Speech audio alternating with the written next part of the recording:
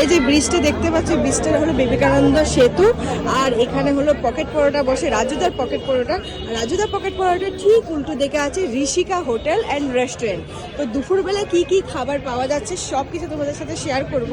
তো আগে একবার দেখে নাও মেনু কার্ডটা। মেনু কার্ডে হলো সবজি, ভাত, ডাল 70 টাকা রয়েছে এবং বিভিন্ন রকমের কিন্তু মাছ আছে। দেখো কাতলা থেকে শুরু করে ট্যাংরা মাছ, চারাপোনা মাছ, রুই মাছ, পার্শে মাছ, বোয়াল মাছ সবই কিন্তু রয়েছে। আর এখানে যদি তোমরা এক্সট্রাভাবে যদি নাও তাহলে ভাতের জন্য প্রতি প্লেটে কিন্তু 30 টাকা, আলু ভাজা রয়েছে 10 টাকা। আর ভিতরটা দেখো, ভিতরে কিন্তু এখন দুপুরবেলার টাইম, এখানে কিন্তু বসে কিন্তু তোমরা খেতে পারো। মাত্র দেখতেই পাচ্ছ এখন কিন্তু আমি চলে এসেছি ঋষিকা হোটেলে একদম ভিতরে। এখানে কিন্তু 25 থেকে 20 জন লোক আরামসে বসে খেতে পারবে। এখন লাঞ্চের টাইম। আর বিকালবেলা কি পাওয়া যাচ্ছে আর বিরিয়ানি কি রাখছে এটাও একবার দেখিনি।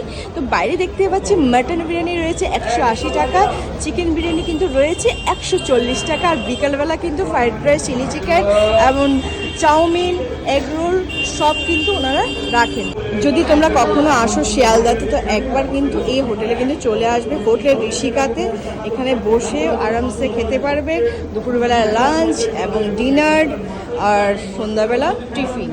তো আজকের ভিডিওটা তোমাদের কেমন লাগলো অবশ্যই কিন্তু কমেন্ট করে জানাবে।